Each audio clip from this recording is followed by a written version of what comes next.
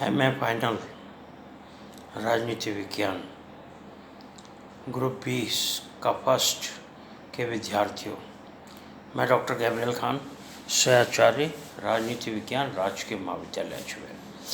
हमारा जो विषय चल रहा था वो था अंतर्राष्ट्रीय कानून। अंतर्राष्ट्रीय कानून पेपर 7 ग्रुप बी का फर्स्ट है। अंतर्राष्ट्रीय कानून चल रहा था, इंटरनेशनल लॉ। अंतर्राष्ट्रीय कानून में हमारा जो विषय चल रहा था वो था, क्या अंतर्राष्ट्रीय कानून वास्तव में कानून है? क्या अंतर्राष्ट्रीय कानून वास्तव में कानून है? Weather international law is a true law, weather international law is a true law, या अथवा अंतर्राष्ट्रीय कानून न्यायशास्त्र का लोप बिंदु है। अंतर्राष्ट्रीय कानून न्यायशास्त्र का लोप बिंदु है। International law is the vanishing point of jurisprudence, is the vanishing point of jurisprudence. ये हमारा टॉपिक चल रहा था। हमने इसका परिचय कर लिया था और हमने ये देखा था कि इसमें दो प्रकार के विचार सामने आए थे। दो प्रकार के कौन कौन से? एक ऐसे विद्वान जो इसके विपक्ष में अपने विचार प्रस्तुत करते हैं और एक ऐसे विद्वान जो इसके पक्ष में अपने विचार प्रस्तुत करते हैं। विपक्ष मतलब अंतर्राष्ट्रीय कानून कानून नहीं है, पक्ष मतलब अंतर्राष्ट्रीय कानून कानून है। तो विपक्ष में और पक्ष में दो प्रकार के विचार हमारे सामने आएंगे। तो हम जो कर रहे थे वो कर रहे थे अंतर्राष्ट्रीय कानून के विपक्ष में दिए गए विचार, विपक्ष में दिए गए विचार, जिसमें हमने जो पहले विद्वान हैं जॉन ऑस्टिन, पहले विद्वान जो जॉन ऑस्टिन है, जिन्होंने विपक्ष में अपने तर्क दिए, विपक्ष में अपने विचार प्रस्तुत किए, उनके विचारों को हमने कर लिया था। आज हम करेंगे दूसरे विद्वान जो कि हॉलैंड है, उनके विचारों को जो कि विपक्ष में दिए गए हैं। हॉलैंड के अनुसार, इन्वर्टेड कॉमास में लेना, अंतर्राष्ट्रीय कानून विधि शास्त्र का लोप बिंदु है। अंतर्राष्ट्रीय कानून विधि शास्त्र का लोप बिंदु है, इन्वर्टेड कॉमास बंद कर देना। International law is the vanishing point of jurisprudence. International law is the vanishing point of jurisprudence. कैसे? हॉलैंड ने बताया अंतर्राष्ट्रीय कानून विधि शास्त्र का लोप बिंदु है। अब कैसे?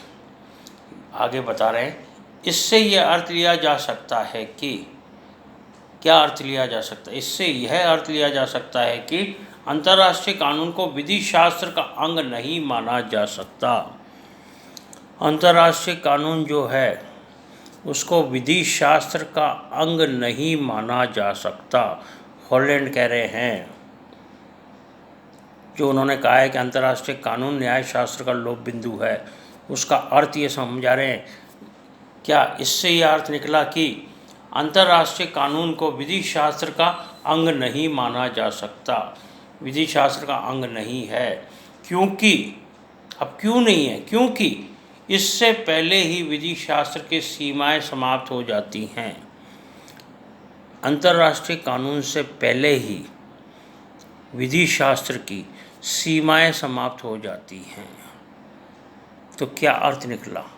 अर्थ ये निकला कि अंतर्राष्ट्रीय कानून को विधि शास्त्र का अंग नहीं माना जा सकता, क्योंकि इससे पहले ही, अंतर्राष्ट्रीय कानून से पहले ही विधि शास्त्र की सीमाएं समाप्त हो जाती हैं। विधि शास्त्र जो है उसकी सीमाएं समाप्त हो जाती हैं। असल में अंतर्राष्ट्रीय कानून कुछ नैतिक नियमों का संग्रह मात्र है।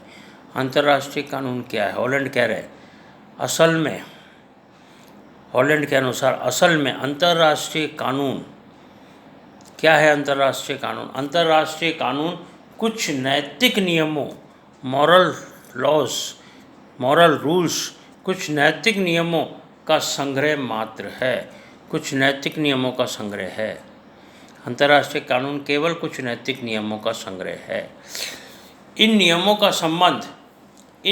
के संबंध में किसी भी प्रकार का विवाद उत्पन्न होने की दशा में ये जो निर्णय है, ये जो नियम है, इन नियमों के संबंध में किसी भी प्रकार का विवाद, यदि किसी प्रकार का विवाद होता है, किसी भी प्रकार का विवाद होता है, उत्पन्न होने की दशा में निर्णय करने वाली सामान्य संस्था नहीं है।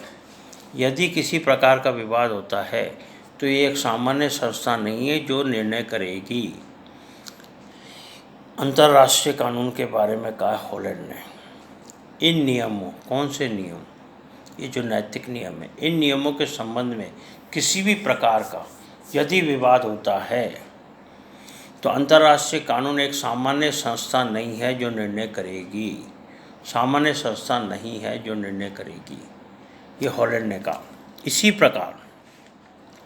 इसी प्रकार हॉलैंड के ही शब्दों में, हॉलैंड के ही शब्द हैं, इन्वर्टेड कॉमास में लेना, ऐसे नियम जिनका पालन राज्यों द्वारा अपने पारस्परिक व्यवहार में एक दूसरे के प्रति किया जाता है। ऐसे नियम जिनका पालन राज्यों द्वारा अपने पारस्परिक व्यवहार में एक दूसरे के प्रति किया जाता है, इन्वर्टेड कॉमास में एक दूसरे के प्रति किया जाता है, और जिसे राज्य स्वेच्छा से आदतवश मानते हैं, कॉमा लगा के, कानून की कोटि में केवल नम्रतावश रखे जाते हैं। नम्रतावश रखे जाते हैं। हॉलैंड ने क्या कहा? इन्वर्टेड कॉमास बंद कर देना। हॉलैंड ने क्या कहा? हॉलैंड ने कहा ऐसे नियम जिनका एक दूसरे के प्रति, ऐसे नियम जिनका पालन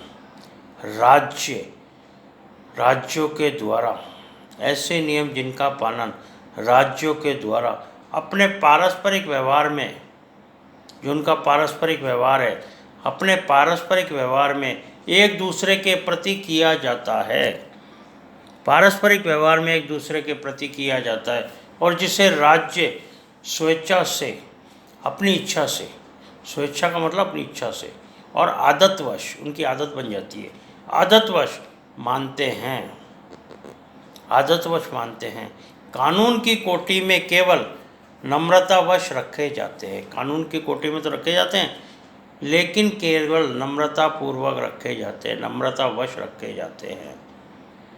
तो ये कह रहे हैं कि ये जो है अंतर्राष्ट्रीय कानून केवल नैतिक नियमों का एक संग्रह है। क्यों है नैतिक नियमों का संग्रह?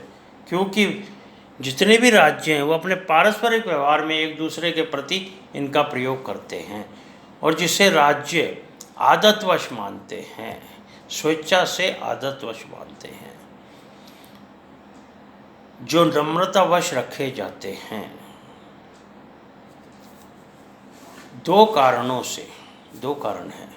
दो कारणों से हॉलैंड अंतर्राष्ट्रीय कानून को विधि शास्त्र का लोप बिंदु मानते हैं। दो कारण हैं जिनके कारण हॉलैंड जो विपक्ष में अपने तर्क दे रहे हैं, वो अंतर्राष्ट्रीय कानून को विधि शास्त्र का लोप बिंदु मानते हैं। कौन कौन से हैं? पहला कारण यह है कि इसमें दोनों पक्षों के ऊपर राज्यों के पारस्परिक विवाद का निर्णय करने वाली कोई शक्ति नहीं है। पहला कारण क्या? पहला कारण यह है कि इसमें दोनों पक्षों के ऊपर, दो पक्ष, दो राज्य, दोनों पक्षों के ऊपर राज्यों के पारस्परिक विवाद का निर्णय करने वाली कोई शक्ति नहीं है। जब राज्यों में विवाद हो जाए तो उसका निर्णय करने वाली कोई शक्ति नहीं है। दोनों पक्षों के ऊपर, दो पक्ष या दो राज्यों में विवाद हुआ, उस विवाद का निपटारा करने के लिए ऐसी कोई शक्ति नहीं है, निर्णय करने के लिए कोई शक्ति नहीं है। पहला कारण। दूसरा कारण यह है कि, दूसरा कारण क्या है? दूसरा कारण यह है कि ज्यों-ज्यों राज्यों के एक बड़े अंतर्राष्ट्रीय समुदाय में संगठित होने से अंतर्राष्ट्रीय नियम कानून जैसा रूप धारण कर लेते हैं। ज्यों-ज्यों राज्यों के, जैसे जैसे राज्य एक बड़े अंतर्राष्ट्रीय समुदाय में संगठित होने से जैसे जैसे राज्य एक बड़े अंतर्राष्ट्रीय संगठन में, एक बड़े अंतर्राष्ट्रीय समुदाय में संगठित होते हैं, संगठित होने से अंतर्राष्ट्रीय नियम कानूनों जैसा रूप धारण कर लेते हैं। जो अंतर्राष्ट्रीय नियम है वो ही कानूनों जैसा रूप धारण कर लेते हैं। त्यों त्यों जैसे जैसे वो धारण करते हैं वैसे वैसे ही त्यों त्यों इनका यह स्वरूप लागू होता है। इनका क्या स्वरूप? इनका यह स्वरूप लागू होता है और यह संघीय सरकार के सार्वजनिक कानून, संघीय सरकार जो होती है उसके सार्वजनिक कानून, जो कि एक कमज़ोर कानून होता है, सार्वजनिक कानून जो कि एक कमज़ोर कानून होता है, के रूप में बदलते जाते हैं, के रूप में बदलते जाते हैं। दूसरा पॉइंट क्या है? दूसरा कारण क्या है? जैसे जैसे राज्य, जितने भी राज्य एक बड़े अंतर्राष्ट्रीय समुदाय में, बड़ा अंतर्राष्ट्रीय समुदाय है, समुदाय में संगठित होते हैं, अंतर्राष्ट्रीय नियम कानूनों का रूप लेना शुरू कर देते हैं। अंतर्राष्ट्रीय नियम जो हैं कानूनों का रूप लेना शुरू कर देते हैं। वैसे वैसे ही इसका स्वरूप जो लागू होता है वो क्या है? ये एक संघीय सरकार के सार्वजनिक कानून, संघीय सरकार के सार्वजनिक कानून, संघीय सरकार जो होती है उसका सार्वजनिक कानून, जो कि एक कमज़ोर कानून होता है, सबसे कमज़ोर संघीय सरकार का सार्वजनिक कानून के रूप में बदलते जाते हैं, उसके रूप में बदल जाते हैं। इसलिए अंतर्राष्ट्रीय कानून क्या है? विधि शास्त्र का लोक बिंदु है। ये था दूसरा विचारक, दूसरा विद्वान हॉलैंड। तीसरे विद्वान आते हैं बैटेल। बैटेल के अनुसार, बैटेल ने क्या कहा है? मूल रूप से, इन्वर्टेड कॉमास में लेना, मूल रूप से राष्ट्रों का कानून प्राकृतिक कानूनों के सिवा कुछ नहीं है जो राष्ट्रों पर लागू होता है। क्या कहा बैटेल ने? इन्वर्टेड कॉमास बंद कर देना। बैटेल ने क्या कहा? मूल रूप से राष्ट्रों का कानून प्राकृतिक नियमों के सिवा कुछ नहीं है। केवल प्राकृतिक नियमों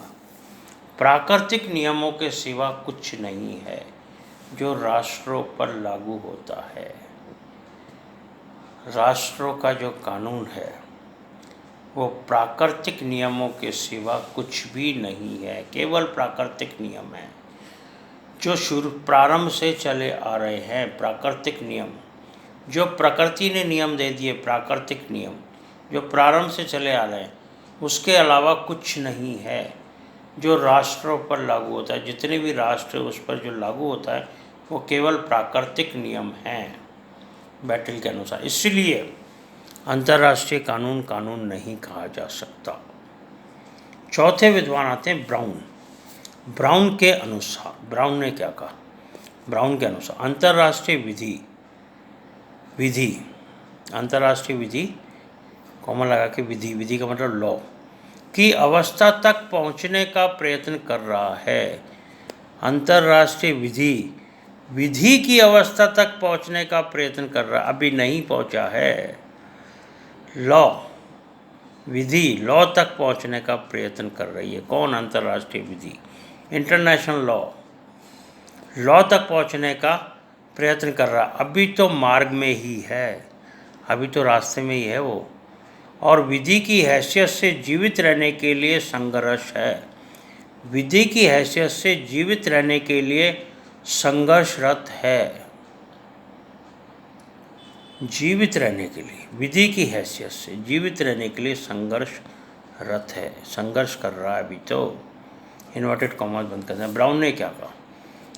अंतर्राष्ट्रीय विधि की अवस्था तक पहुंचने का प्रयत्न कर रहा है, अभी पहुंचा नहीं है, अवस्था तक पहुंचने का प्रयत्न कर रहा है। अभी तो वो मार्ग में ही है, रास्ते में ही है, अभी तो पहुंचा नहीं है, अभी तो रास्ते में ही है। और विधि की हैसियत से, विधि की जो हैसियत है उससे जीवित रहने के लिए संघर्षरत है, जीवित रहने के लिए संघर्षरत है।